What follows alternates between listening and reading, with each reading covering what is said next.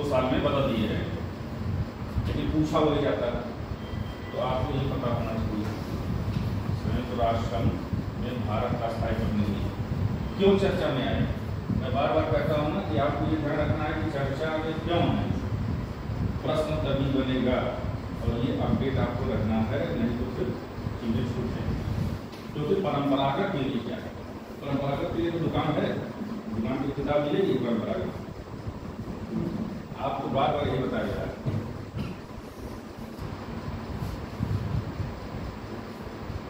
चर्चा में क्यों है, चर्चा में इसलिए कि कल भारत ने क्या किया, फिलिस्तीन के पक्ष में वोट दिया और जोरदार तरीके से पक्ष रखा। रुचिरा कंबोज ये महिला है, रुचिरा संयुक्त राष्ट्र संघ भारत के स्थायी प्रतिनिधि हैं ये रुचिरा कंबोज।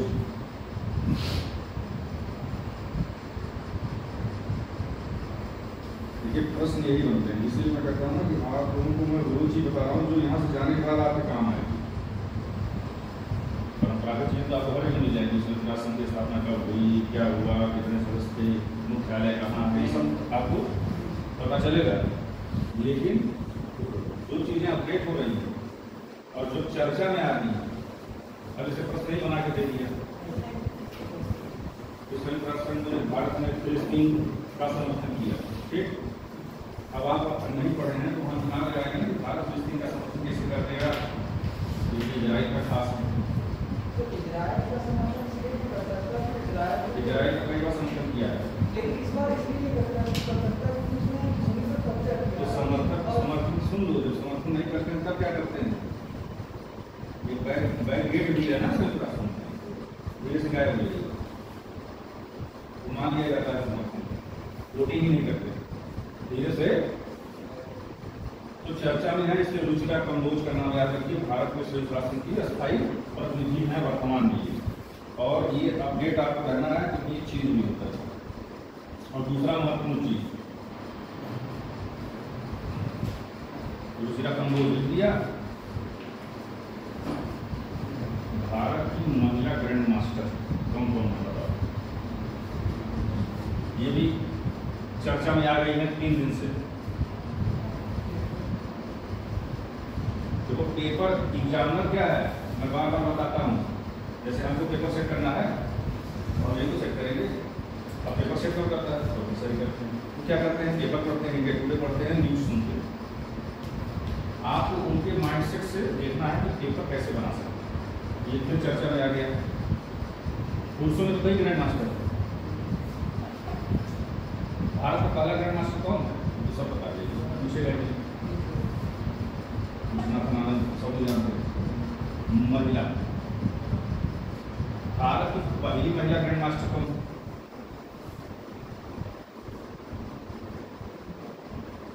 कोनेरो हम्पी,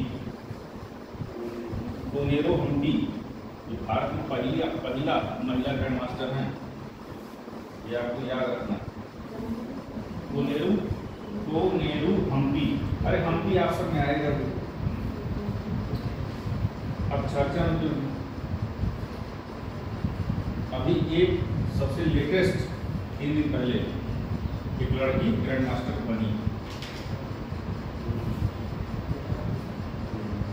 बताओ। और सुनो, ये ग्रैंड मास्टर जो बनी इसका भाई भी ग्रैंड मास्टर, ये भाई बहन की जोड़ी है जो ग्रैंड मास्टर बन गई, इसलिए चर्चा में।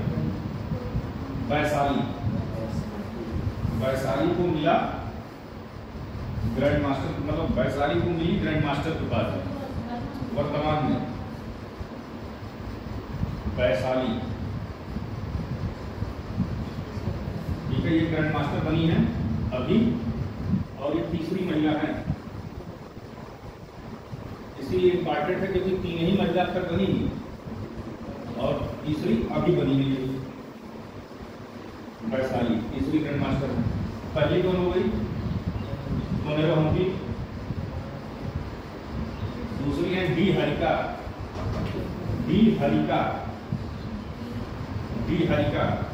तीनों नाम इसलिए लिखवाया कि अब यह किसी भी प्रकार से प्रश्न बना सकता है। प्रश्न जैसे ये दिया भारत के पहले ग्रैंड मास्टर कौन, ठीक, दे देगा कि हाल ही में भारत की तीसरी ग्रैंड मास्टर कौन बना, या दे देगा कि निम्नलिखित में से कौन भारत की महिला ग्रैंड मास्टर नहीं। तो 3 तो ये रहेंगी, एक कोई और आएगा, इसीलिए पूरा लिखवाया। मैंने कहा कि हर एक चीज आपको, जैसे अभी जो योजनाएं हमने आपको लिखवाई या जो भातखंडे विश्वविद्यालय के बारे में लिखवाया, इसीलिए हमने टॉप टू बॉटम लिखवाया, क्योंकि भातखंडे पर प्रश्न हमेशा बनते हैं कि पहले क्या नाम था, बाद में क्या नाम हुआ, किसके नाम पे पड़ा, ये सब लिखवाया गया।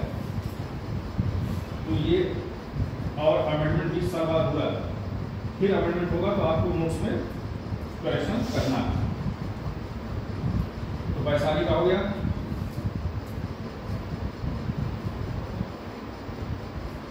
यह भी लिख लीजिए, मान लीजिए पूछ दिया कौन भाई बहन की जोड़ी है, लिखिए इनके भाई, इनके भाई इनके भाई मतलब वैशाली के भाई, इनके भाई प्रागनंदा,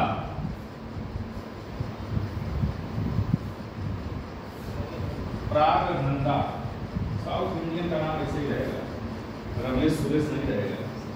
प्रागनंदा भी ग्रैंड मास्टर हैं।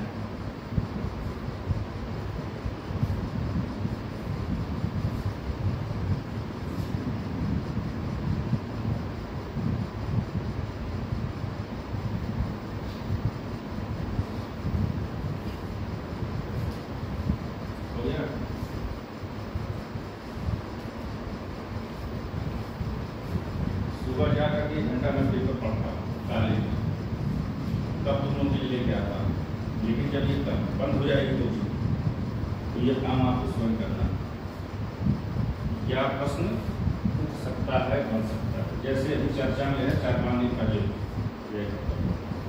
स्मार्ट क्या है, आप ऊपर पढ़ रहे हैं, क्या ही पढ़ो, स्मार्ट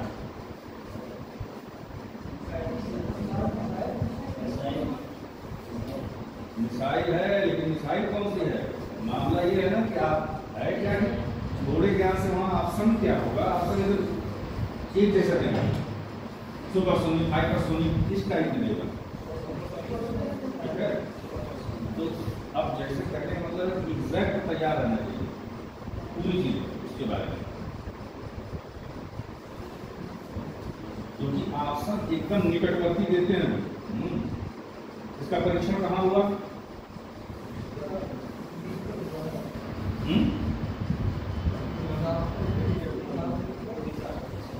पूरा याद रखिए।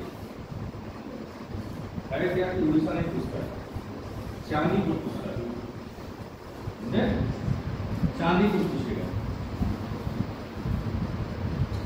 तो अगर लिखा हुआ है तो कोई बात नहीं, तो वो लिखवाएं।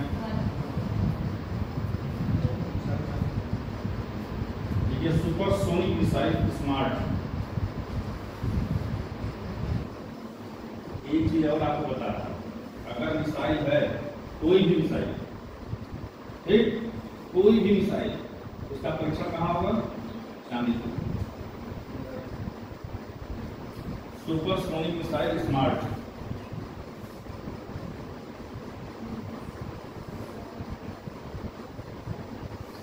Supersonic missile smart. अच्छा, इसको कौन बनाया है, परीक्षण कौन किया, संस्था कौन सी, फुल फॉर्म बताओ। पूछा है, जैसे मैंने मनरेगा पूछा था ना, नहीं बता पाए थे तुम लोग, DRDO का फुल फॉर्म।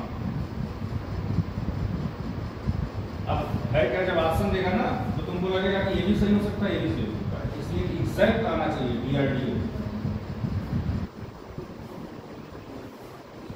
अच्छा, DRDO लिख के सोचो, खुद सोचो, तैयारी कर लेना, DRDO लिखो नीचे और सोचो क्या हो सकता है। गुड, अरे DRDO लिख दिया, डिफेंस रिसर्च डेवलपमेंट ऑर्गेनाइजेशन। अब है क्या, देगा सब कुछ सेम देगा, तो की जगह कुछ बदल देगा बस। तो ये छोटी छोटी चीजें गलत, और बताने का मतलब क्या है, एग्जाम में इस पर आप 1 मिनट मत खर्च करिए। अगर यह प्रश्न आए तो 1 सेकंड में आपको उत्तर सही होना है। क्यों? क्योंकि आगे जो क्वेश्चन फंसेंगे वहां आपको समय देना है 2-3 मिनट 4 मिनट।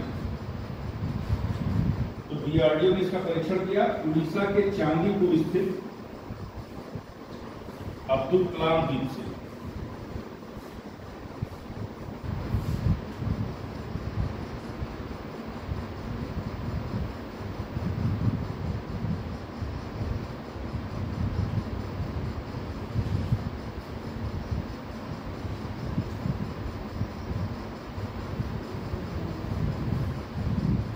यह जमीन से हवा में मार करने में सक्षम है।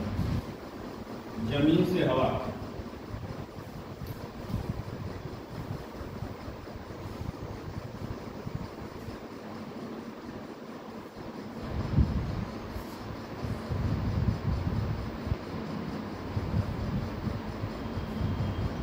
जमीन से हवा, ये क्यों लिखा है? एक बार यूपीपीसीएस में मिसाइल के बारे में पूछा था कि आकाश के बारे में क्या सही है और अस्त्र के बारे में क्या सही है। तो अभी चूंकि 20 वर्ष पुरानी बात थोड़ा बहुत किया। अस्त्र जो था हवा से हवा में मार करने का था और आकाश जमीन से हवा में था। थोड़ा थोड़ा अंतर होता है, तो इसको भी आपको ध्यान रखना है। कोई भी अगर परीक्षण होता है इसका विशेष ध्यान रखना है, क्योंकि वो वही चीज़ें पूछेंगे जो आपके दिमाग में नहीं आएंगी। आप ये याद कर लेंगे चाणक्य से हुआ क्या है ये, लेकिन इसकी जो डीप चीज़ें हैं उसको भी आपको नोट कर लेना काफ़ी जरूरी। यहाँ से जाने के बाद कोचिंग खत्म होने के बाद जब आप सेल्फ स्टडी शुरू करेंगे तो ये चीज़ें ही आपके काम आएंगी। क्योंकि जो आज लिखवाया गया मान लीजिए करेंगे वो 6 महीने में बेकार हो गया ना, चाहे जितना बड़ा मुश्किल तो बेकार है 6 महीने। फिर वहाँ क्या है, वहाँ ये जो मैं आपको बता रहा हूँ ये काम आएगा, अनुभव है कि आपको नोट्स कैसे बनाना, चीज़ों को पॉइंट आउट कैसे करना।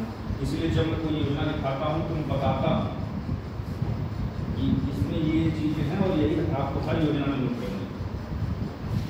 जिनसे वैश्विक प्रभाव पड़ा उसकी डेट, यूपीपीसीएस का सेट पैटर्न, जिससे जैसे नोटबंदी जिस दिन हुई थी वो डेट पूछा था, सर्जिकल स्ट्राइक जिस दिन हुई वह डेट पूछा था।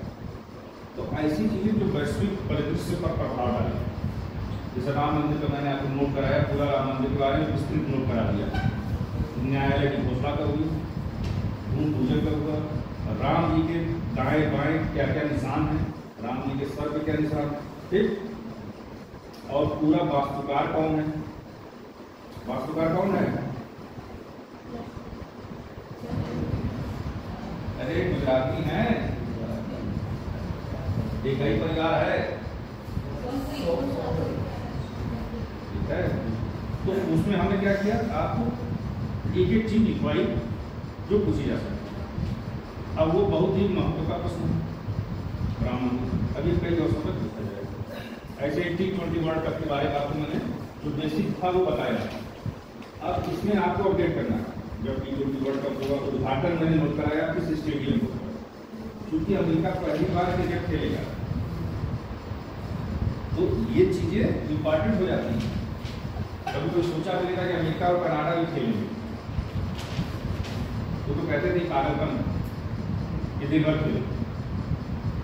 तो अब कितनी टीमें आई उसमें मैंने बताया जो नई टीमें हैं उनके कैप्टन को मिलाने के लिए पूछ देता है एग्जाम में, क्योंकि जो बहुचर्चित टीम है उसके कैप्टन को तो आपको पता ही है, भारत का कप्तान कौन, पाकिस्तान का कौन, लंका का कौन, तो पूछेगा कौन, अमेरिका का, कनाडा का, ऐसे दे देगा, नामीबिया दे देगा, युगांडा दे देगा, पापुआ न्यू गिनी भी आ गया खेल, इधर दे दिया उनका नाम, इधर दे दिया कप्तान का नाम, लिख देगा सुमेल करिए, यही पूछता है ना, सुमेल करिए, नीचे आसन देगा ए का दूसरा, बी का तीन। अब होता क्या है, कभी कभी क्या करते हैं प्रश्न को जैसे कठिन बनाने के लिए 2-3 ऑप्शन एक ही सर देते हैं तो प्रश्न कठिन हो जाता है। तो इसमें है क्या, कम से कम 2-3 कप्तान तो आपको याद रहना। जब T20 वर्ल्ड कप खत्म हुआ तो भी आपको देखना है कि मैन ऑफ द टूर्नामेंट कौन था, सबसे अधिक विकेट को लिया, अगर कोई हैट्रिक या शतक या कोई रिकॉर्ड होता है उसको आपको मेंटेन करना है, ठीक। और एक चीज़ और पूछ रहे हैं, उद्घाटन किस स्टेडियम में हुआ और समापन किस स्टेडियम में हुआ, फाइनल मैच कहाँ खेला गया, और फाइनल था, मैंने तो मैच को ये पूछ रहे हैं पैटर्न। तो ये आपको देखो, जैसे आईपीएल चल रहा है, आईपीएल अब तक का जो था वो हमने आप नोट कराया, लेकिन अब ये आपकी जिम्मेदारी है, जब आईपीएल खत्म होगा तो क्लास खत्म हो चुकी होगी, तो वहाँ आपको नोट करना है। वो ये कार्ड बने न्यूज़पेपर से जब आप नोट करोगे, फिर जब आप मैगजीन खरीदेंगे तो वह खबर मैगजीन एक महीने बाद आएगी। मई की मैगजीन आप खरीदो जाके तो देखो क्या 15 अप्रैल के बाद की खबर है पहली। तो एक बार तो तुम मैगजीन न्यूज़पेपर पढ़ लोगे, नोट करोगे, 2 बार हो गया। फिर जब मैगजीन खरीदोगे 1 बार और पढ़ लोगे, 3 बार हो गया ना, तो रटना नहीं पड़ेगा, नहीं तो फिर रटना शुरू करोगे। जैसे इस समय एक और चीज़ हो रही है वर्ल्ड में, थॉमस कुबेर का चल रहा ना, थॉमस का किससे संबंधित है, उबेर का किससे संबंधित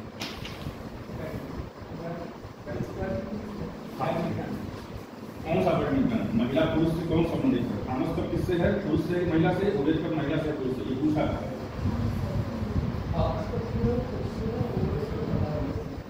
अब मैंने क्या बताया, है ना चीज एक सामान्य चीज को आपको पता, लेकिन कुछ क्या दिया, उबेर कब किससे संबंधित, महिला से संबंधित। और महिला का सिंगल नहीं, ये मिक्स टूर्नामेंट होता है, सिंगल टू सिंगल होगा, मिक्स टू मिक्स होगा, ठीक, ये पूछा गया है। तो अब जैसे ये चीजें आपको न्यूज़पेपर में दिखाई दे रही है, लेकिन आप ये नहीं जान पा रहे हैं कि इसमें प्रश्न क्या होना है।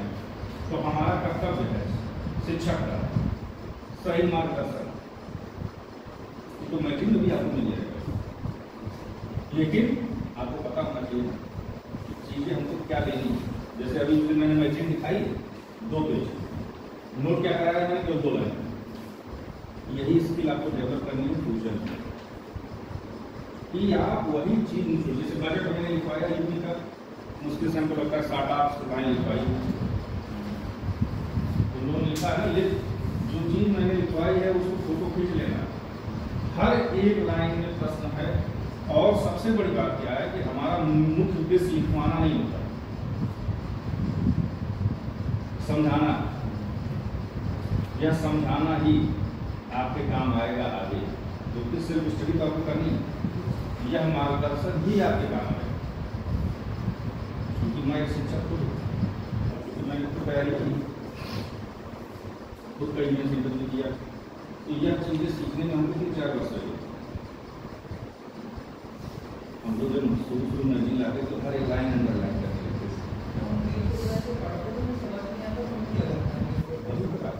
वही मैं बता रहा हूँ। अभी मैं कुछ नोट कराऊंगा उनको, करंट अफेयर कराऊंगा यूपी का, तो यही जानने में कई वर्ष लगते हैं कि हमको पढ़ना क्या है। जैसे आपने बताया ना कि संयुक्त राष्ट्र पढ़ लिया, जब संयुक्त राष्ट्र का सम्मेलन चले तो कौन से देश को उसकी मेजबानी सौंपी गई है, ये पूछते हैं।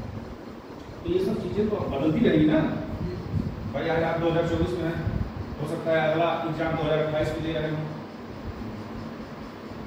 काफ़ी करंट बदल जाएगा ना, लेकिन जो बेसिक कॉन्सेप्ट है, जो प्रश्न उठा रहे हैं वो वही रहता है। भाई थॉमस कप का विजेता आज कोई और होगा, कल कोई और होगा, उबेर कप का कोई और होगा, लेकिन ये है क्या, उबेर कप पूरा महिलाओं का है और मिक्स्ड है, क्योंकि वो ऑप्शन देंगे सिंगल मिक्स्ड, तो प्रश्न कठिन हो जाता है। आपका कॉन्सेप्ट क्लियर रहेगा, कोई समस्या आपको नहीं। ये मेरे बताने का एक मतलब, जैसे ये न्यूज़पेपर से पढ़ के मैं फोटो खींच के क्यों बताता हूँ, क्योंकि तुमको ये चीज़ें जाननी है भविष्य में।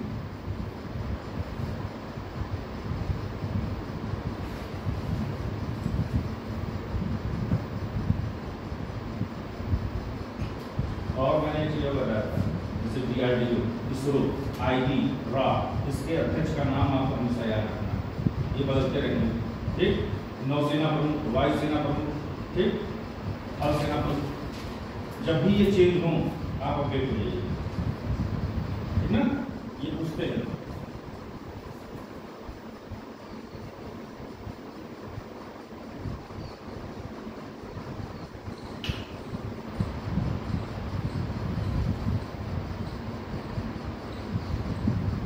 शायद मैंने कुछ और पेपर में दिया है, वो भी लिख लीजिए। यह मिसाइल क्या पता क्या पूछते हैं, यह मिसाइल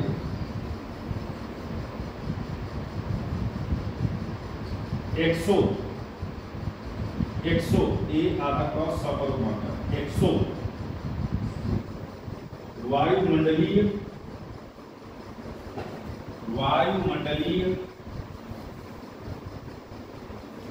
रक्षा इंटरसेप्टर है।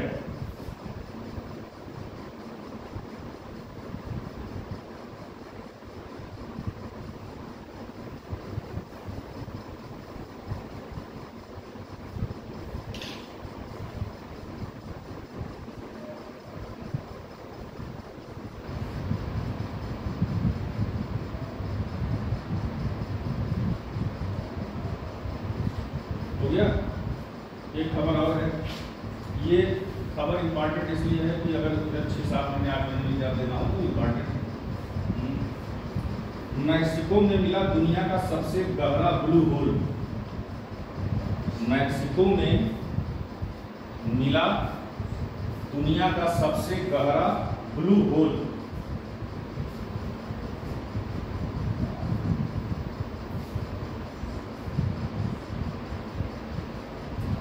अब सबसे गहरा मिला इसका मतलब इसके पहले कोई और रहा होगा।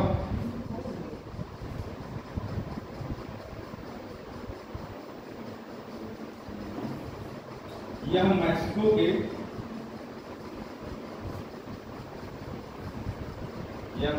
के युकाटन प्रायद्वीप, युकाटन, देखो एक बार पूछा है युकाटन पहाड़ियां कहाँ हैं, मैक्सिको में। फिर युकाटन प्रायद्वीप के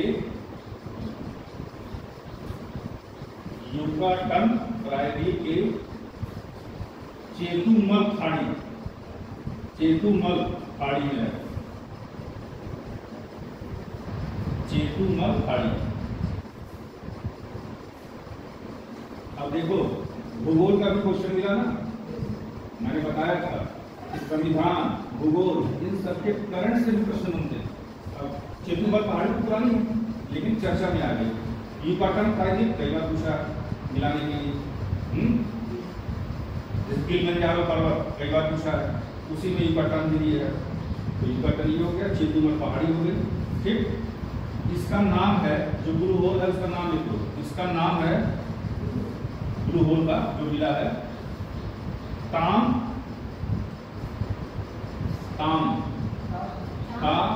एक मिनट, ताम फिर गैप कर दो, जा, ताम जा ब्लू होल।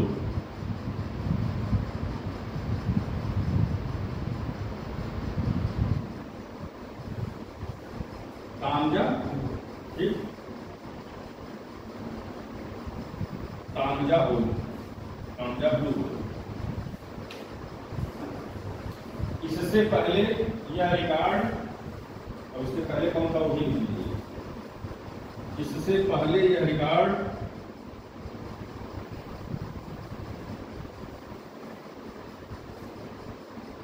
दक्षिणी चीन सागर में स्थित, इससे पहले यह रिकॉर्ड दक्षिणी चीन सागर में स्थित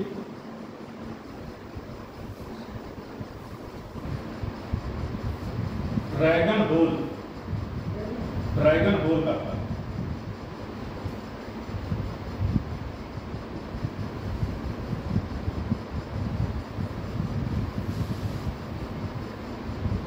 देखिए एक और इम्पॉर्टेंट चीज है, कई बार पूछता ना कि गहराई नापने के लिए किस चीज का प्रयोग किया जाता है, तो इतनी गहरी है ये, इसके लिए जो जिस चीज का उन्होंने प्रयोग किया उसका भी नाम है। तो आप देखिए इसकी गहराई नापने के लिए,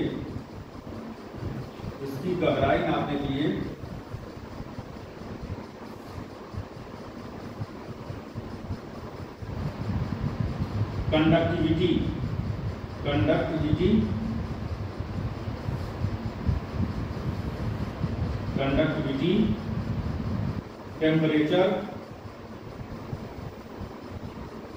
टेम्परेचर एंड डेप्थ डेप्थ मतलब गहराई, and depth profiler, depth profiler bracket में लिखिए CTD। पूछ सकता है CTD का फुल फॉर्म क्या है, तो भी चर्चा में आया है। CTD conductivity, D conductivity, temperature and depth profiler तकनीक का इस्तेमाल किया गया।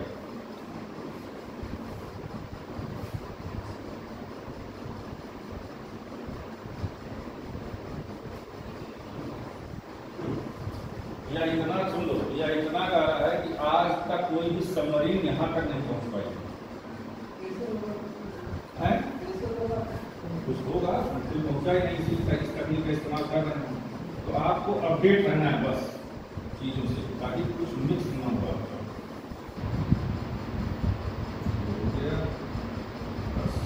ये इतनी चीजें थी जो वर्तमान में बहुचर्चित हैं, ऐसे ही आपको अपडेट रखना है फ्यूचर में जब आप तैयारी करोगे। अब हम आते हैं यूपी का जो सबसे चर्चित चीजें हैं उसके, तो मैं पानी लेता हूँ।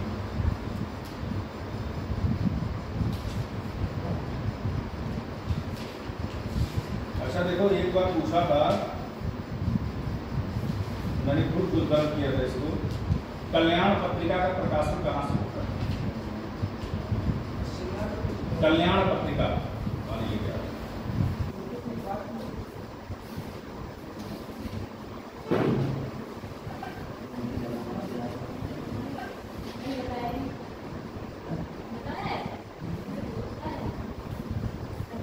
मैं जहां का रहने वाला हूं वहीं से होता है, और मेरा कल्याण पत्रिका ये बात पूछा है। अरे भाई तैयारी हम करते थे, कल्याण पत्रिका आ गया। यह मासिक पत्रिका है जिसका मासिक भी याद रखिएगा, ये बहुचर्चित पत्रिका है। कल्याण पत्रिका का प्रकाशन गोरखपुर से होता है, ये मासिक पत्रिका।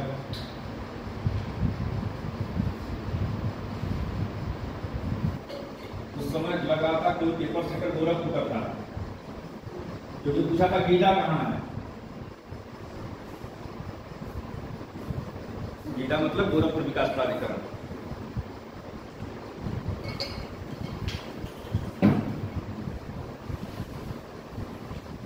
जो समसामयिक योजनाएं हैं बहुत महत्वपूर्ण, जिसमें जो अभी चेंज हुआ है बजट में, मैंने लिखवा दिया है, ठीक है, आप लोग लिख लेना। क्योंकि कोई भी योजना भले की भले पुरानी, अगर वर्तमान में उस पर कार्य हो रहा है कोई, तो इम्पॉर्टेंट हो जाती है। जैसे किसान मित्र योजना पुरानी है लेकिन अपडेट होती रहती है, इसलिए कई बार पूछा है, इसलिए और तारीख समय के साथ पूछा है, इसलिए मैंने लिखवा दिया है, शायद 18 जून है। ऐसी चीज़ों पर आपको फोकस रखना है कि जो बहुत महत्वपूर्ण।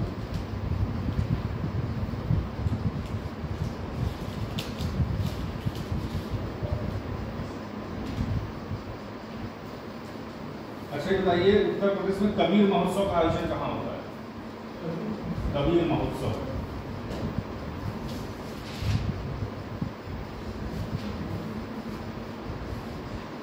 कबीर जी का वही निर्माण स्थली है। कबीर की निर्माण स्थली कहाँ है? उत्तर प्रदेश में गोरखपुर के पास संत खलीलाबाद में मगहर।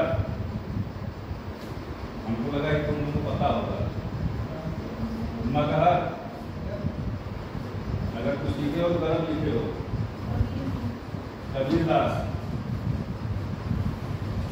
लिखिए। कबीर महोत्सव का आयोजन, कबीर महोत्सव का आयोजन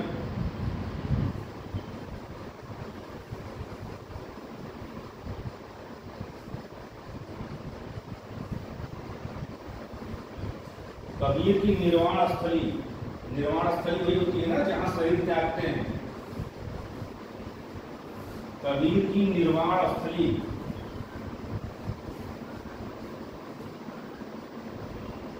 मगहर।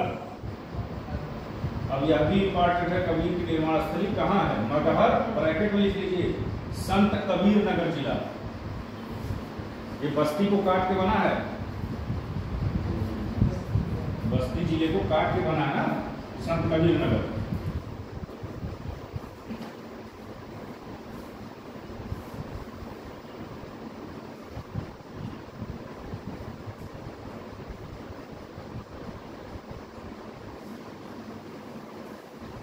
अच्छा, ये निर्माण से याद है, गौतम बुद्ध का जो है निर्माण कहाँ हुआ था, वहां पर निर्माण कहाँ प्राप्त किए? गौतम बुद्ध ने शरीर कहाँ त्यागा था? ये तो हमको आप लोग से उम्मीद थी कि आप लोग बताएंगे, तो बहुत ही आसान है, लेकिन नहीं पता है तो ये गलत है, इसको आप लोग डेवलप करिए। कुशीनगर, कोई कंफ्यूजन नहीं होना चाहिए, लिख लो भैया। गौतम बुद्ध का महापरिनिर्वाण कुशीनगर में हुआ। यही मैं कहता हूँ कि बहुत पढ़ना है, हमेशा एक्टिव रहना है। कुछ भी पढ़ के ये मत समझ जाना कि अब तो तैयार हो गया।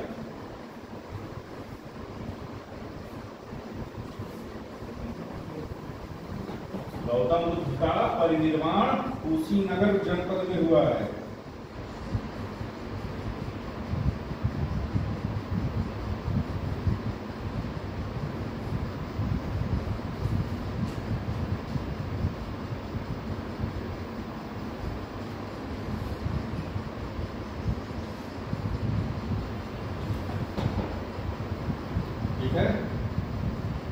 अब देखिए, Uttar Pradesh nature and bird festival अभी आयोजित किया गया था फरवरी में।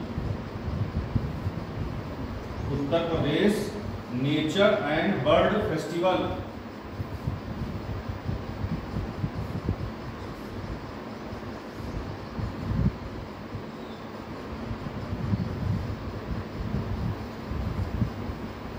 नेचर एंड बर्ड फेस्टिवल चूंकि अपने तरह का नया है इसलिए इम्पॉर्टेंट हो जाता है।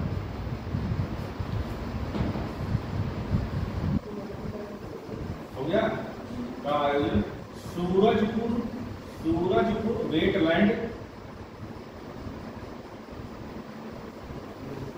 सूरजपुर वेटलैंड। वेटलैंड मतलब जो जल से भीगी हुई जमीन होती है। हाँ, आप कर सकते हो।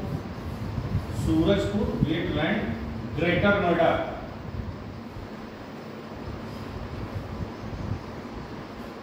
में किया गया।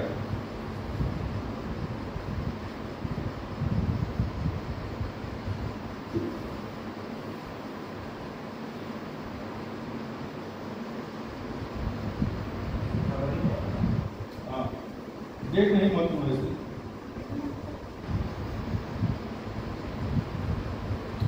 अच्छा, उत्तर प्रदेश दिवस कब मनाया जाता है?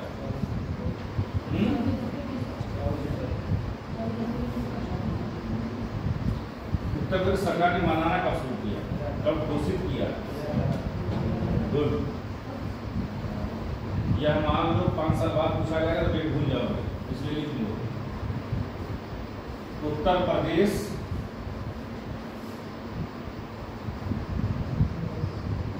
दिवस, उत्तर प्रदेश दिवस का प्रथम आयोजन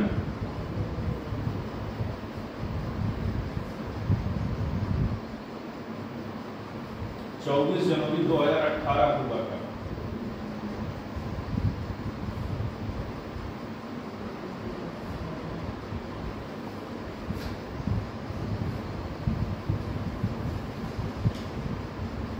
इस बार कहां हुआ है?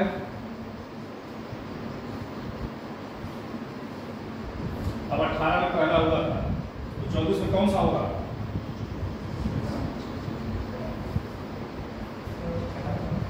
मैं जानता था, गलती बताओ। तुम लोगों ने इसे जोड़ दिया 18 तो 20, क्या 24? 18 छोड़ दिए, 7वां वही बताना, ये गलती होती है। उस सन को भी जोड़ो, हाँ उस सन को भी जोड़ो। होता क्या, जिस जो एग्जाम में आएगा ना पहला तो 6 दिखेगा था, तुमको अगर 18 ना था 18 तो 20, अच्छा ठीक 6वां। अब जब घर पहुंचोगे और जिसे खा पी के सोगे तब याद आएगा साला 18 और 24 तो 7वां था। हो गया ना आसान प्रश्न गलत? भाई तुमको आ रहा लेकिन तुमने गलत, यही मैं कहने का गलती होगी, लेकिन गलती न्यूनतम करनी है। खास जोड़े मारे जाके बढ़।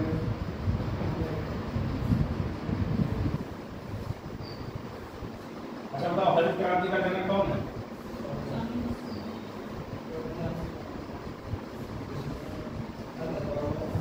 सही है। हमने क्या पूछा? हमने प्रश्न क्या किया? हमने कहीं भारत पूछा? गलत होगा ना? ये प्रश्न गलत करके आ गए। ये भी आसान। जब भारत में पूछेंगे तब ना स्वामीनाथन आएंगे। हमने भारत पूछा ही नहीं, वो एग्जाम में यही करेगा।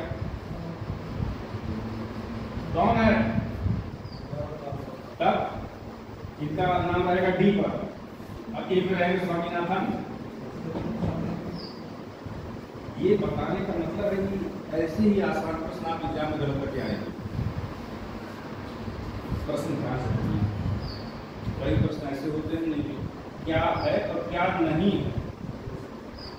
तो क्या है और क्या नहीं है कि जहां नहीं है आया वहीं रुक जाइए, अब तक प्रश्न को ध्यान से पढ़िए।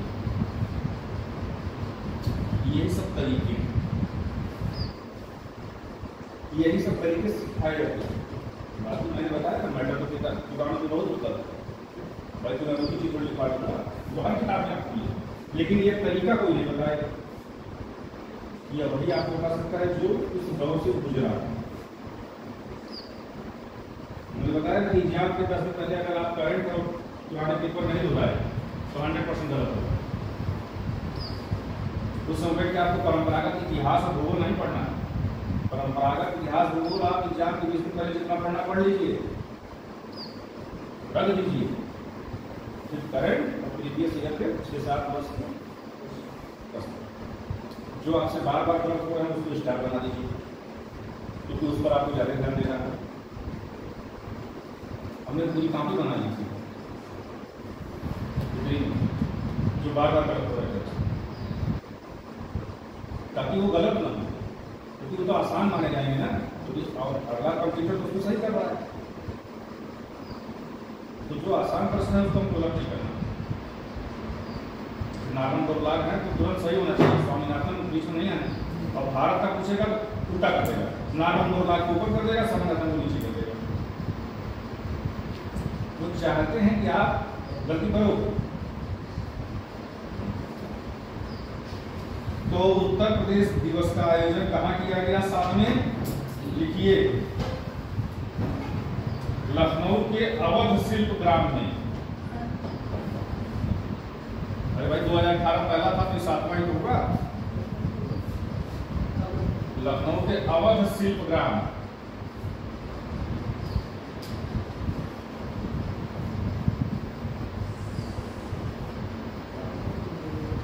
अब देखो एक प्रश्न और बना, अवध शिल्प ग्राम कहाँ? ठीक, अवध नाम से अगर आपने नहीं ध्यान दिया है तो पहला ऑप्शन देंगे अयोध्या, दूसरा देंगे फैजाबाद और उसके बाद देंगे इलाहाबाद, फिर देंगे लखनऊ। कंफ्यूजन होगा ना। अवध शिल्प ग्राम लखनऊ।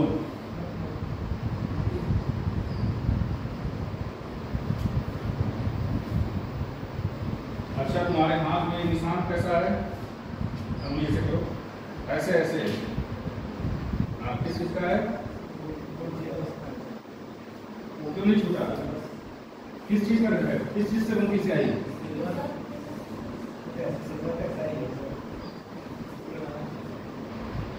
ये स्याही किससे बनती है? प्रश्न पूछा गया है।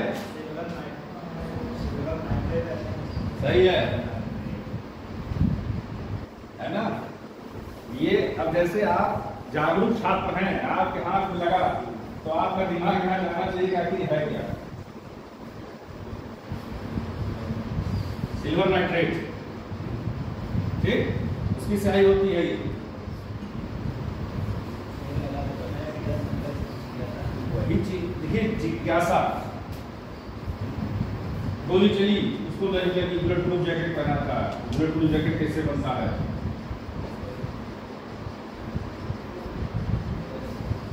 कई बार सुना होगा बुलेट प्रूफ, कई मूवी में भी देखा होगा, तो दिमाग में नहीं आया कि बुलेट प्रूफ बनता कैसे। ये प्रश्न भी पूछा गया है, यह तुम्हारे ऊपर छोड़ता हूँ। इसको हमको तो पता ही है, बुलेट प्रूफ जैकेट या बुलेट प्रूफ कार किस केमिकल से बनता है? नायलॉन, पॉलीकार्बोनेट, इसको पॉलीएमाइड भी कहते हैं, पॉलीकार्बोनेट से बनता है। देखो बात में जो है कई ऐसे प्रश्न सामने आए जो ये उम्मीद था कि आपको पता होगा। पॉलीकार्बोनेट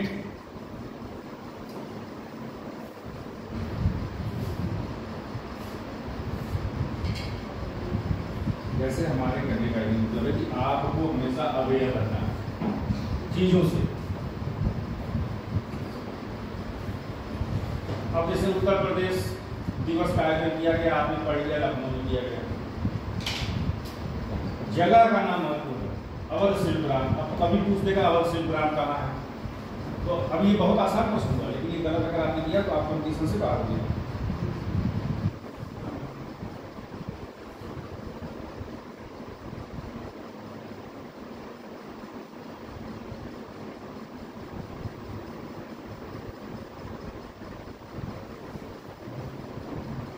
अब जब उत्तर प्रदेश दिवस की पहली बार घोषणा हुई थी 2018 में, तो एक योजना की भी घोषणा उसी साथ में।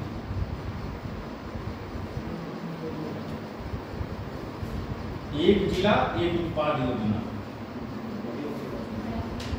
जब शुभारंभ हुआ था 2018 में उत्तर प्रदेश दिवस का, तो लिख लीजिए एक जनपद एक उत्पाद योजना की शुरुआत की गई थी।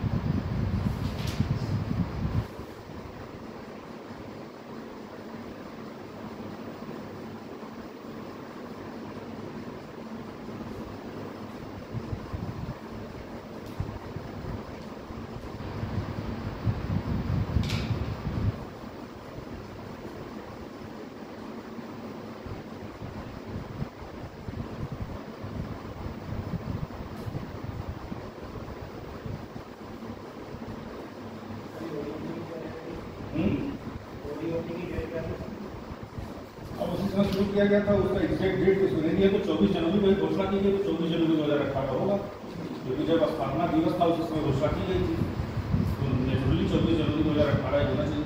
मैं इसमें ये कह रहा हूँ ना कि भाई तो आप घास पूरा छापते हैं, तो इसमें आपके काम यही चीज तो करने के लिए आपको समय लगेगा, तो जरूरी क्या है, तो 75 योजनाएं छाप देते आएंगी 2-3, भाई आपको भारत को भी तो पढ़नी है।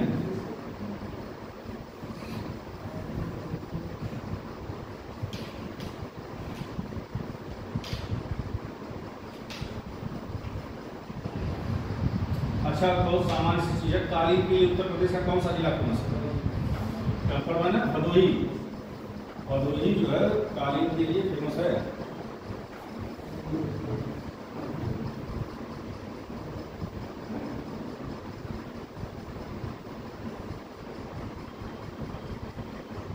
हाँ, अब एक इम्पॉर्टेंट चीज है कि G20 के संस्कृत मंत्रियों की बैठक कहाँ हुई? कल्चरल मिनिस्टर की बैठक G20 के उत्तर प्रदेश में हुई है, इसके मात्र G20 मतलब विश्व के 20 विकासशील देश।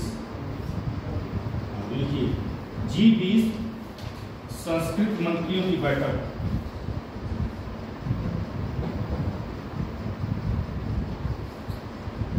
भाई G20 का आयोजन पहली बार भारत में हुआ, या ये बहुत ही बड़ी चीज थी, भाजपा ने इसका बड़ा प्रचार प्रसार किया।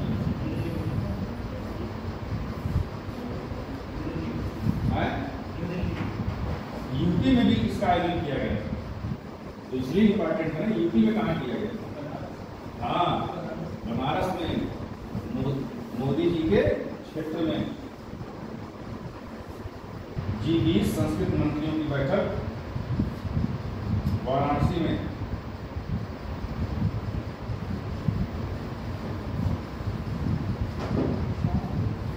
अब पूछता क्या है, वाराणसी को आसान प्रश्न हो गया, पूछते हैं कि जो G20 की बैठक हुई उत्तर प्रदेश वाराणसी में, ठीक,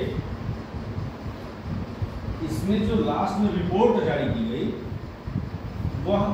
थीम क्या था, नाम क्या था उसका, ये आपको हमेशा ध्यान रखना। जब भी कोई ऐसी वैश्विक चीजें आपके देश में प्रदेश में हों, ठीक, या वर्ल्ड लेवल पे भी, तो जो वो लास्ट में जारी करते हैं रिपोर्ट, ठीक है, वो किस पर बेस्ड होता है, उसका नाम पूछते हैं। बड़ा लंबा होता है, एक आध चीज उसमें से छांट लोगे तो गलत नहीं होगा। लिखो, हम बता रहे हैं कैसे करना है। इस बैठक के दौरान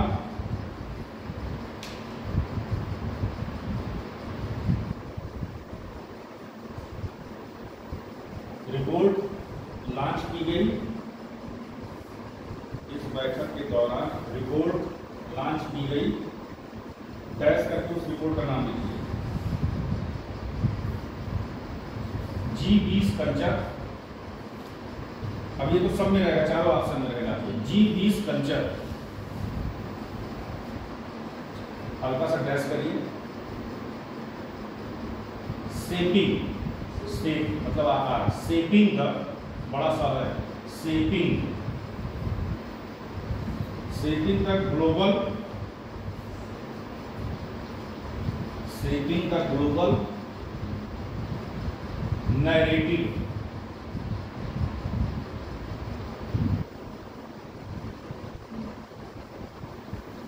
नैरेटिव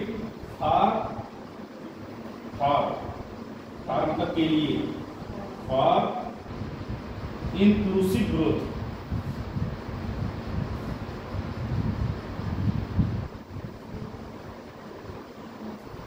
इंक्लूसिव ग्रोथ,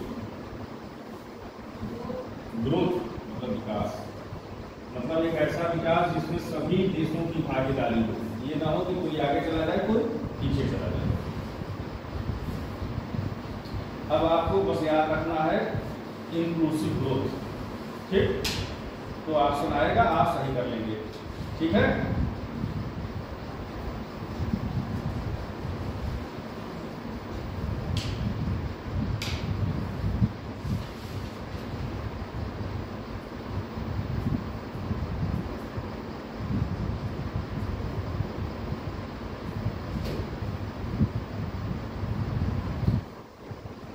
जैसे एक बार पूछा था Y20,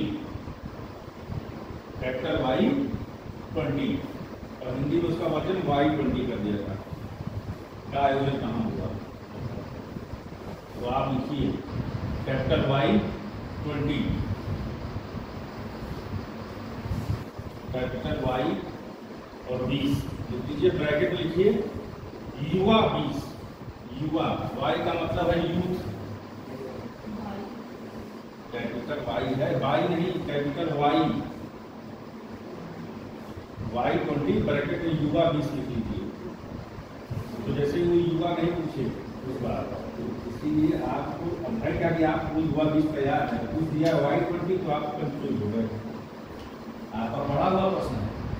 लेकिन उन्होंने क्या किया, बस काम जो है इधर से ना पकड़ के इधर पकड़ लिया, और आप हो गए कंफ्यूज। आपको सोचा यार मैं तो पढ़ा यार, ये Y20 आया नहीं, वही है युवा 20। इसका भी आयोजन वाराणसी में किया गया।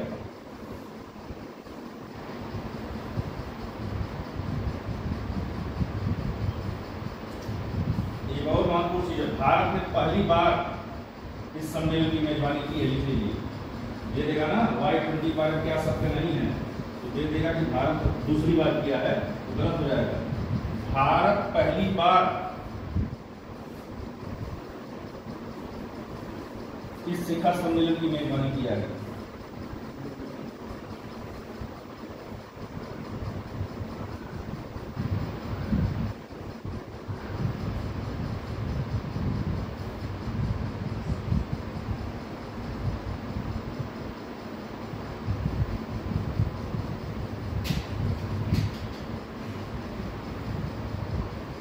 देखो, आम को बढ़ावा देने के लिए विश्व के एक देश में आमरस महोत्सव मनाया गया, आमरस महोत्सव, और उसमें उत्तर प्रदेश के मंत्री भी शामिल हुए थे। ठीक, बस केवल इतना लिख लीजिए कि आमरस महोत्सव का आयोजन रूस की राजधानी मॉस्को में हुआ था। आमरस महोत्सव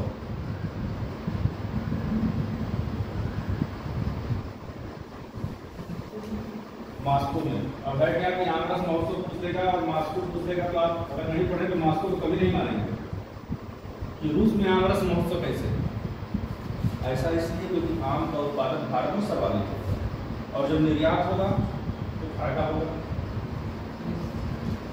जो विदेशी कभी आम नहीं खाया है इंडिया का, जब आम खाएगा तो प्रभावित होगा, आम की डिमांड करेगा, आम का निर्यात होगा, व्यापार बढ़ेगा। इसीलिए इस तरह के प्रोग्राम किए जाते हैं।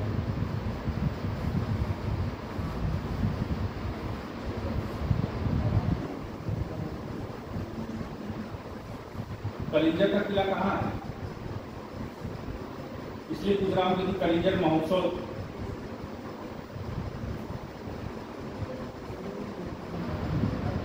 कलिंजर का किला तो तुम को पता है, बांदा में है। लिखो या नहीं पता तो कलिंजर किला बांदा में है। तो कलिंजर महोत्सव का आयोजन वहीं होता है, बांदा में। ठीक है, कलिंजर किला बांदा में है, इसीलिए कलिंजर महोत्सव का आयोजन वहीं होता है।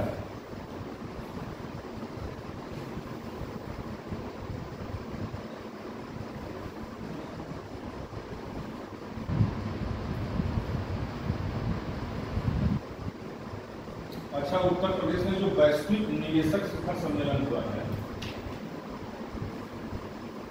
ये कब हुआ है? पूरे विश्व के सब बड़े से बड़े उद्यमी आए थे, बड़ा चर्चा में था कई दिन से। अब इसे पूछेगा ना कि उद्घाटन को किया, समापन को किया और चीजें, तो आप लिख लो उत्तर प्रदेश वैश्विक निवेशक शिखर सम्मेलन।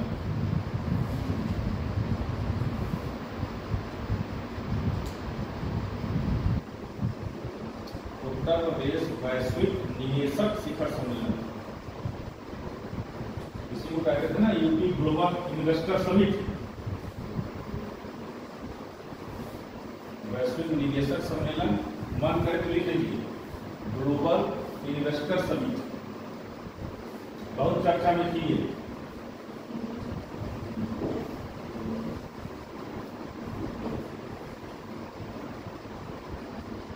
ये हुई तो 2023 में है, फरवरी 2023 में, लेकिन इस चुनाव में इस पर खूब चर्चा हुई। कितना करोड़ों खर्च के आपने सम्मेलन किया, कितना पैसा आया पता नहीं चला, चर्चा में आ गया। क्योंकि भाई ऐसे आयोजन में करोड़ों खर्च होते हैं, क्योंकि वैश्विक डेलीगेट आते हैं, उनकी 5 स्टार होटल, सारी व्यवस्थाएं प्लस सिक्योरिटी। यह आयोजन हुआ था फरवरी 2023 में।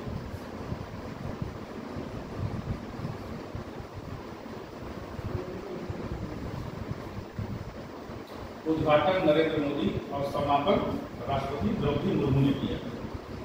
बस ये उद्घाटन मोदी, समापन मुर्मू। उद्घाटन नरेंद्र मोदी, समापन राष्ट्रपति द्रौपदी मुर्मू द्वारा।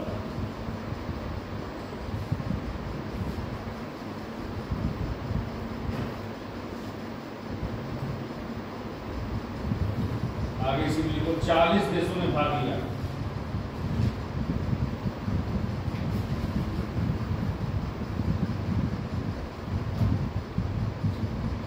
सोचिए कितना पैसा खर्च हुआ होगा, 40 देश के लोग आए थे। अब जो इंपॉर्टेंट है, जो पूछा गया था एक बार, कितने लाख करोड़ का निवेश का प्रस्ताव आया। देखिए, इसमें 33,52,000 करोड़, 33,52,000 करोड़, 52,000 करोड़ रुपए के निवेश प्राप्त हुए, रुपए के निवेश प्रस्ताव प्राप्त हुए।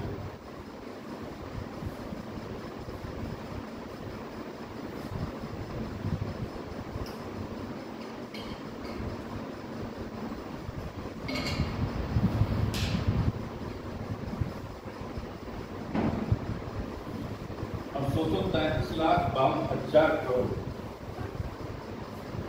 छोटी मोटी रकम है। अब ये प्रस्ताव प्राप्त हुए हैं, अगर ये वाकई में मिल जाए तो यूपी का कितना कायाकल्प हो जाएगा। कहीं परिणाम में बदल जाए।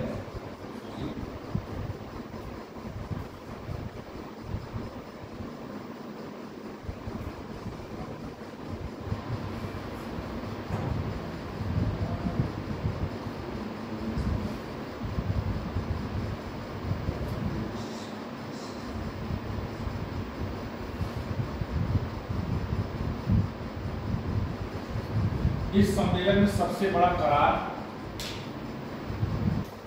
हो सकता है ना किस देश से हुआ? इस सम्मेलन में सबसे बड़ा करार मतलब समझौता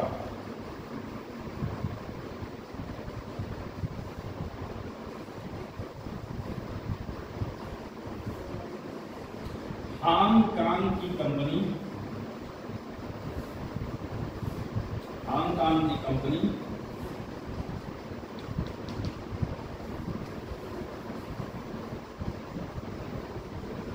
टॉस्चे टॉस्चे इंटरनेशनल से हुआ। टॉस्चे इंटरनेशनल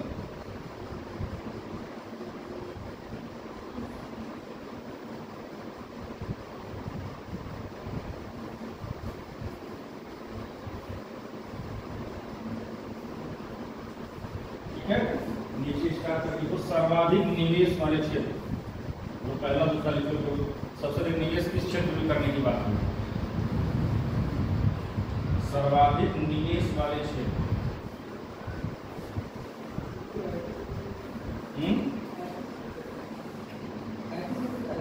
क्या सुनाई नहीं दिया भाई? मतलब जो निवेश प्रस्ताव प्राप्त हुआ उसमें सर्वाधिक किस क्षेत्र के लिए? दो विभाग है, पहला और दूसरा। पहला है नवीनीकृत ऊर्जा, पहला है नवीनीकृत ऊर्जा,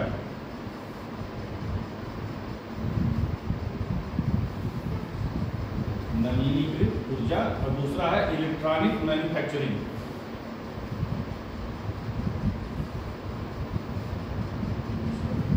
दूसरा है इलेक्ट्रॉनिक मैन्युफैक्चरिंग।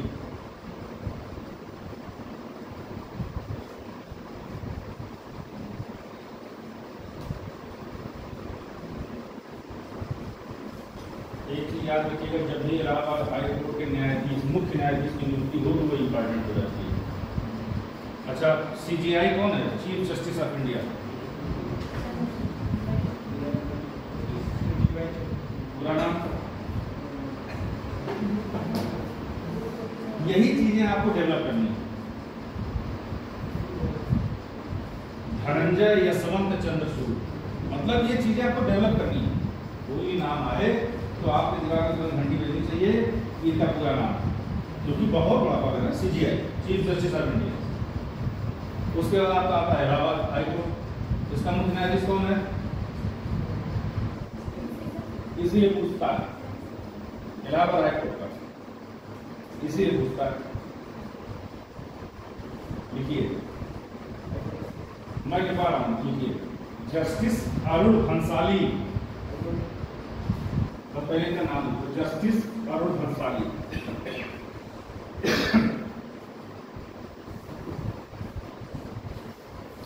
सारी चीजें जिस दिन इनकी नियुक्ति हुई है उसमें पूरा पेपर इनसे पटा था, कुछ लोगों ने नहीं पढ़ा। जस्टिस अरुण भंसाली,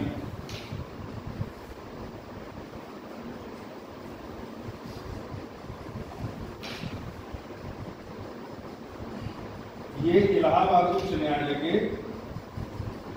यह इलाहाबाद उच्च न्यायालय के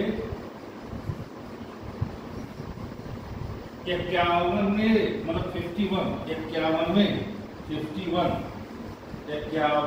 मुख्य न्यायाधीश हैं। यह संख्या पूछा है, किस क्रम के हैं, क्रम भी जानना है आप, क्योंकि 51 क्या है, सबसे शुभ माना जाता है। एक बार 21वें जो बने थे उनका पूछा, तो ये 51वें इंपॉर्टेंट है। कौन है? अरुण भंसाली। 91 नहीं, 51।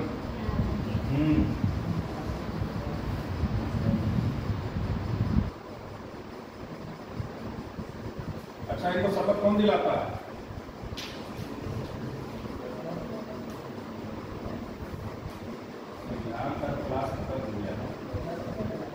राजस्थान, मतलब कंफ्यूजन नहीं होना चाहिए, ये आसान प्रश्न है, यहाँ कंफ्यूजन हो जाता है, यहाँ आप मतलब गलत होना ही नहीं चाहिए, सोचना पड़ेगा, ठीक है।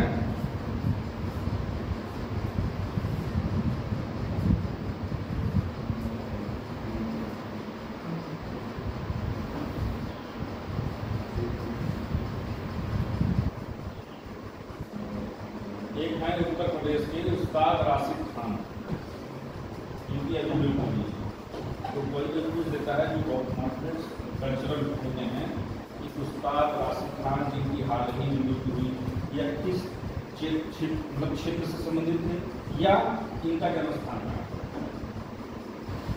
इनके उस्ताद राशिद खान, इसलिए लिखवा रहा हूँ कि 6 महीने बाद तो इम्पोर्टेंट नहीं रहेंगे, लेकिन जब कभी ऐसा हो तो आपको तुरंत उनको मेंशन करना है।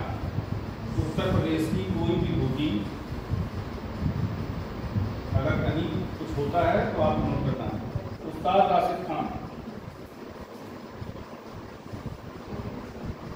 प्रसिद्ध शास्त्रीय गायक,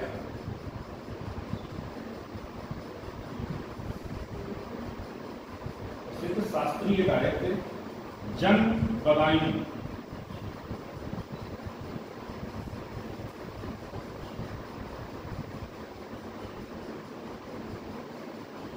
हाल ही में इनका निधन हुआ।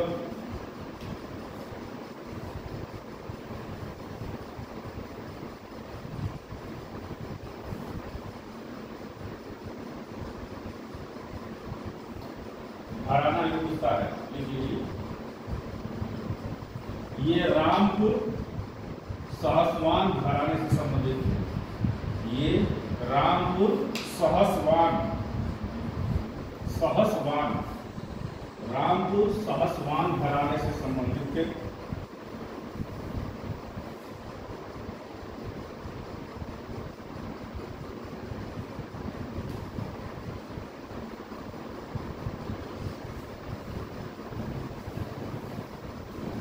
ये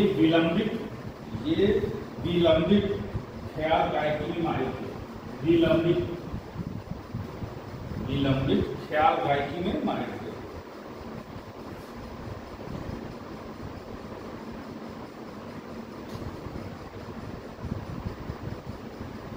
महत्वपूर्ण क्यों है? देखिए, इन्हें पद्मश्री और पद्म भूषण से सम्मानित किया गया था। अब आप समझे क्यों इतने इंपॉर्टेंट है? इन्हें पद्मश्री और पद्म भूषण से सम्मानित किया गया था।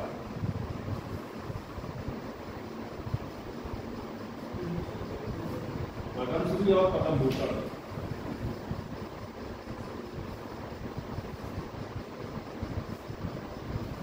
प्रश्न ऐसे बनेगा, देखिए सामान्य प्रश्न नहीं बनता। ये देगा, उस्ताद राशिद खान जिनका हाल ही में निधन हुआ के बारे में कौन कौन से कथन सत्य हैं, तो ये सारी चीजें पूछेगा। एक जैसे मान लो मैंने लिखवाया उनको पद्मश्री पद्म भूषण, ठीक, उसने दे दिया इन्हें पद्मश्री और पद्म भूषण प्राप्त हुआ, तो गलत हो गया ना। यही ध्यान रखना है आपको, ये छोटी चीजों बदलेंगे तो आपको लगेगा ये सब सही है, वो एक चीज बदल देंगे बस। इसीलिए जब भी किसी ऐसे व्यक्ति के बारे में पढ़िए तो सब पढ़िए। अब हाल ही में निधन हुआ, उत्तर प्रदेश नहीं बढ़ेंगे, जहाँ लिखे हुए निधन हुआ ना, ये कोलकाता में हुआ, जहाँ लिखे हुए निधन कोलकाता, कलकत्ता जिसको कहते हैं।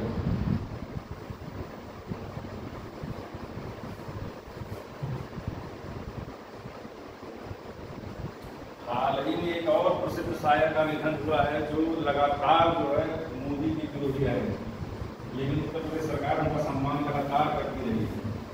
बहुत प्रसिद्ध नाम है, जो बताऊंगा आपको पता चल जाएगा कि बहुत चर्चित। मुनव्वर राणा, इनका नाम सैकड़ों बार सुने होंगे आप, ये लोग चर्चा में रहते थे, रोज पुस्तक बोलते थे। मुनव्वर राणा, मुंह है ना है, आधा व फिर पूरा व, मुनव्वर राणा। ये टीवी शो में बहुत आते थे। मुनव्वर राणा लिखा, प्रसिद्ध शायर, लखनऊ में निधन। प्रसिद्ध शायर थे ये मुनव्वर राणा, बहुत शायरी करते थे।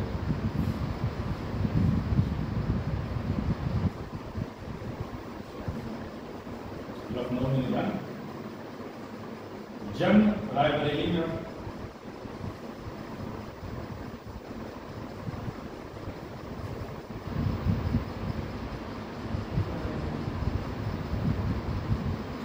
इनकी लिखी कविता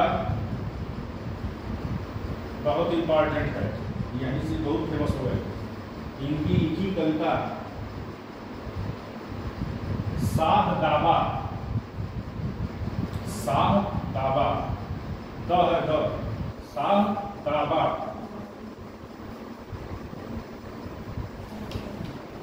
को उर्दू साहित्य के लिए साहित्य अकादमी पुरस्कार प्राप्त हुआ है।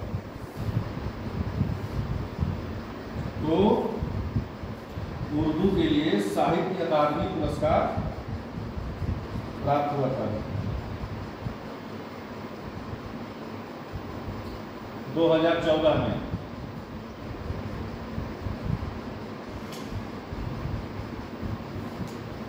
अब चर्चा क्यों आए जानते हो? जब 14 में इनको पुरस्कार दिया गया तो 15 में वापस कर दिया। यह साहित्य अकादमी पुरस्कार एक साहित्य के लिए बहुत बड़ा पुरस्कार है भारत का, इन्होंने वापस कर दिया था। आगे चाहो तो लिख लो, इस पुरस्कार को इन्होंने वापस कर दिया था।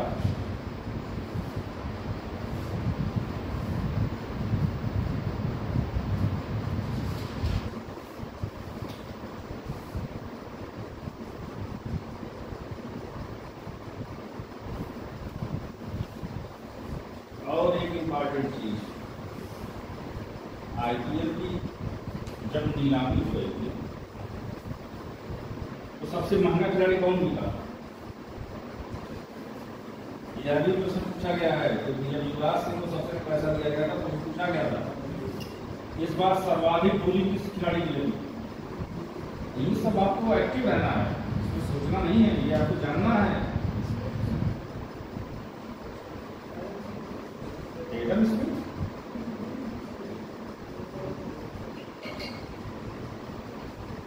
जिसकी सबसे अधिक बोली लगी है 26 करोड़ से भी ऊपर, अंदाजा लगाओ कुछ।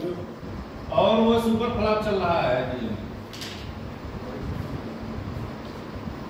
मिचेल स्टार्क लिख लीजिए, आईपीएल नीलामी में सर्वाधिक बोली मिचेल स्टार्क की। ये तो देखिए बात पे आ गई तो अपनी मान के चलते आपको पता था। मिचेल स्टार्क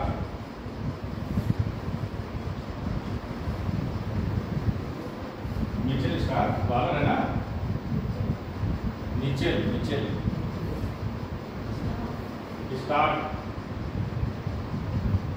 काफी ऊपर रहा है। अब इसी आईपीएल में जो सबसे महंगा अनकैप्ड खिलाड़ी, अनकैप्ड क्या होता है? जो देश में देश का प्रतिनिधित्व नहीं किए हैं, अभी रणजी उर्जी खेल रहे हैं, अनकैप्ड। क्योंकि आप देखते हैं जब कोई नया खिलाड़ी आता है तो उसको क्या दिया जाता है? कैप दिया जाता है इंडियन टीम का। बात समझे? इसको आप हल्के मत लीजिए, वह एक बहुत बड़ा ऑनर है। जब कोई नया खिलाड़ी पहली बार इंटरनेशनल खेलने जाता है तो कोई सीनियर खिलाड़ी कभी आप देखोगे उसको कैप देता है और लोग ताली होते हैं। तो अनकैप्ड खिलाड़ी वो हैं जो अभी रणजी उर्जी खेल रहे हैं, जो देश का प्रतिनिधित्व नहीं किया। उन खिलाड़ियों में सबसे महंगा आईपीएल में बिकने वाला व्यक्ति उत्तर प्रदेश का है, इसलिए इंपॉर्टेंट हो गया। और आपके आसपास का है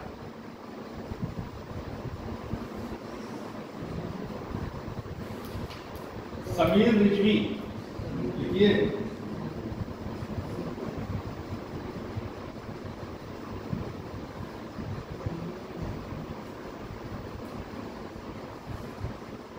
मेरठ के रहने वाले हैं ये समीर रिजवी।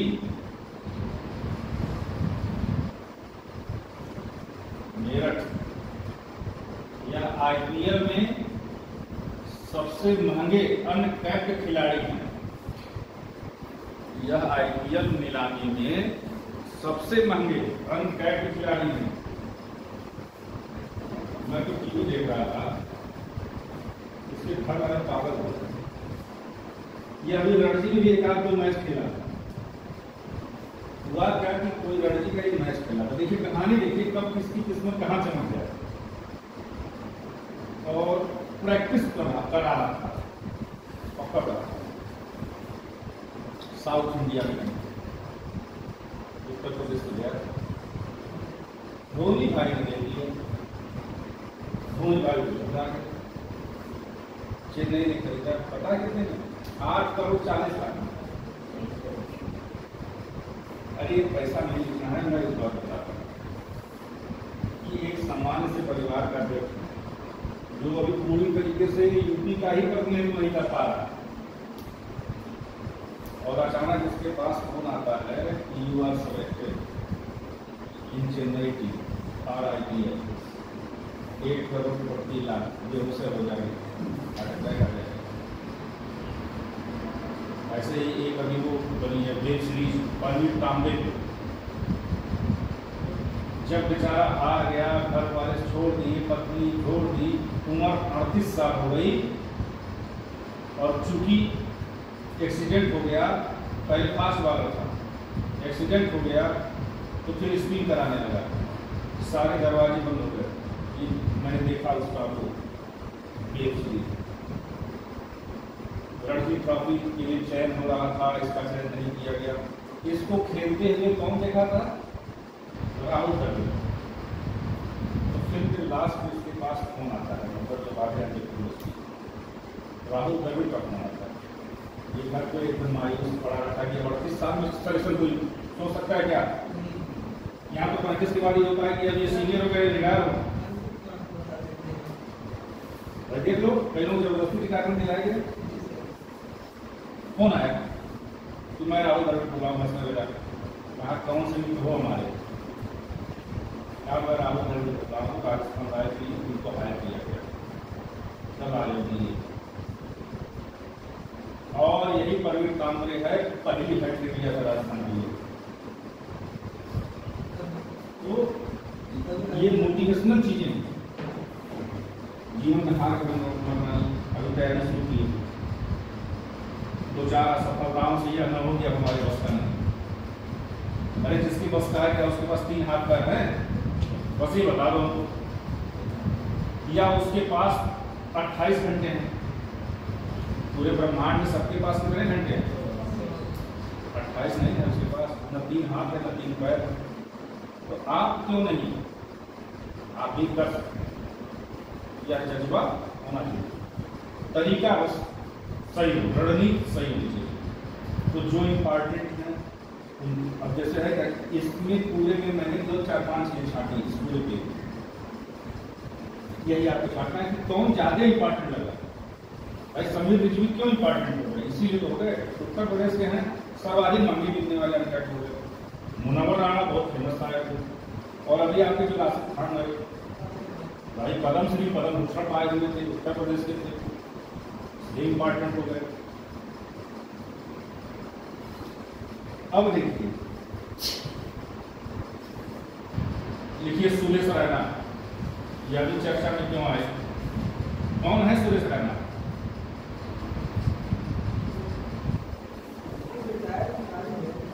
एक परेशान, तुम बताओ सुरेश रैना कौन? क्रिकेटर थे ना। अब ये सब चीजें आप लोगों को बताना नहीं है। सुरेश रैना ये क्यों चर्चा में है? देखिए, इन्हें जम्मू कश्मीर में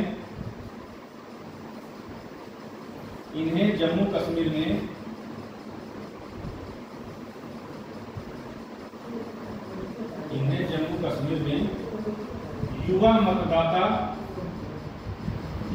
मतदाता जागरूकता अभियान,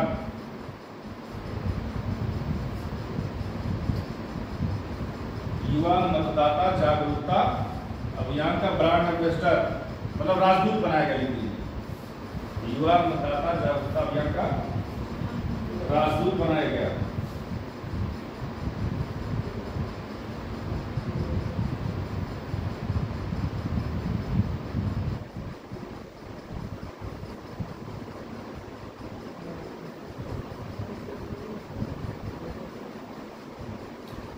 आपके बरेली की रहने वाली एक महिला हाल ही बहुत चर्चा में रही, बरेली की रहने वाली है, बहुत चर्चा में, क्योंकि इन्होंने एक फिल्म बनाई और उसको बेस्ट फिल्म का बेस्ट डायरेक्शन का अवार्ड मिला। अब चूंकि ये यूपी की है इसलिए इम्पॉर्टेंट होगी। ठीक, इनका नाम लिखिए आसी दुआ। आसी, आ बड़ा सा है, आसी, फिर आगे है दुआ। दुआ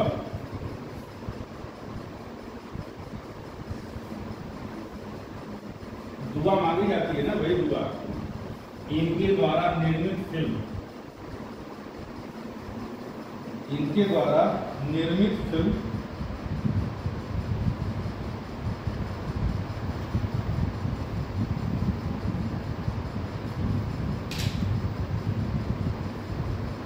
लस्ट, ल आधा short, lust, lust stories 2,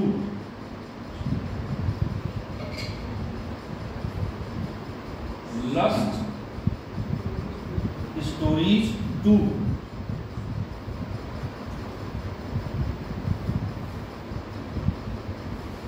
two को टू ही लिखिएगा, मतलब इंग्लिश वाला टू। लस्ट स्टोरीज 2 को मुंबई में आयोजित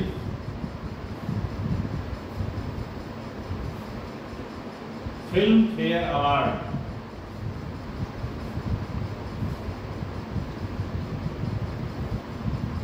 लखनऊ में आयोजित फिल्म फेयर अवार्ड 2023 में मुंबई में आयोजित फिल्म फेयर अवार्ड 2023 में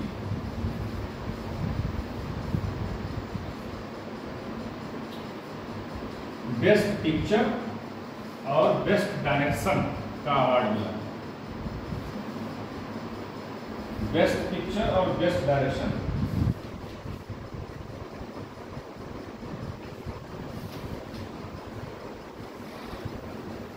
अब ये भी पूछ सकता है कि आसी दुआ आ रही में चर्चित रही किस क्षेत्र से संबंधित है, तो आपको पता है किस फिल्म डायरेक्शन से।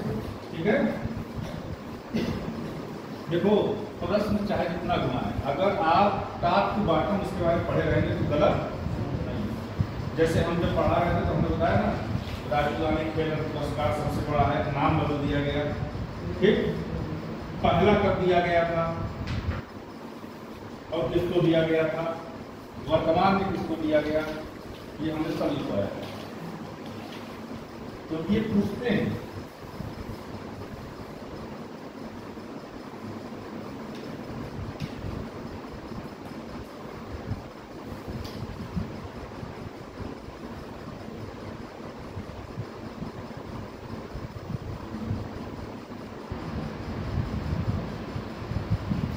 सौम्या माथुर हाल ही में चर्चा में रही है।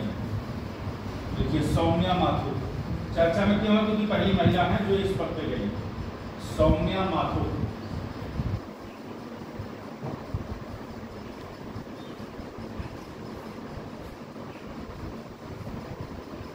पूर्वोत्तर रेलवे की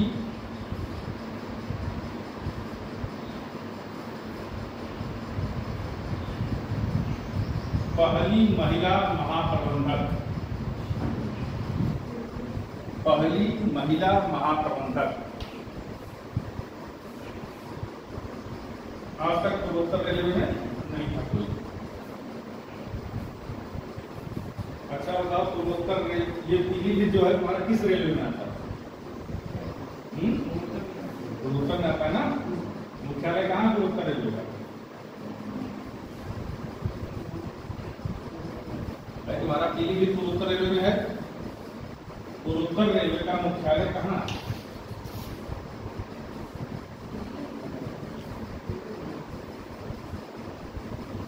अरे उत्तर प्रदेश में ही तो होगा।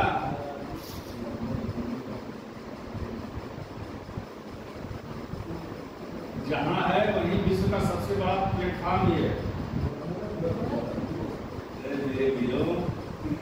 किसी का चलेगा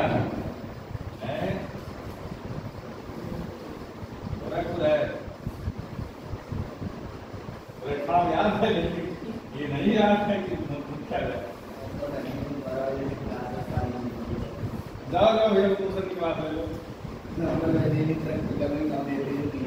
हमको बता देना तुम्हारा किस सेमेस्टर में आया? छठे फोर्थ को लाए हैं, वही से बताएंगे असाइनमेंट फाइल क्या बनानी कैसे बनानी। हमारे समाजशास्त्र में रहो तो आगे फाइल कर देंगे। सबसे कुछ समाजशास्त्र बच्चे रहते हैं, सबसे भी बच्चे हैं और सब हमसे पूछते नहीं भी बना है तब और इसका नाम ले रहा है वो नहीं बना वो फिर कर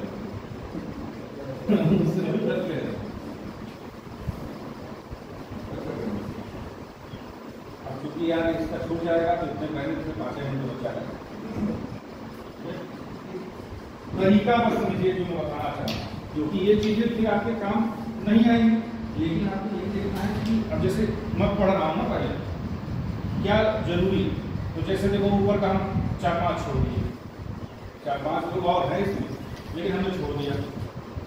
तो अब आपको यही देखना है कि कौन इम्पॉर्टेंट है जिसको पूछा जा सकता है और क्या पूछा जा सकता है, ये आपको जानना है। परंपरागत चीजें जो हैं वो तो आपको पढ़नी है। आज हम परंपरागत नहीं लिखा पाएंगे का, कल लिखवा लेंगे। अच्छा कल तो कैसे बता दें, तुम्हें नहीं पता कब टेस्ट है। हाँ तो अभी हमसे बताए कल सर टेस्ट है, तो टेस्ट है तो 100 मार्क की मुलाकात है।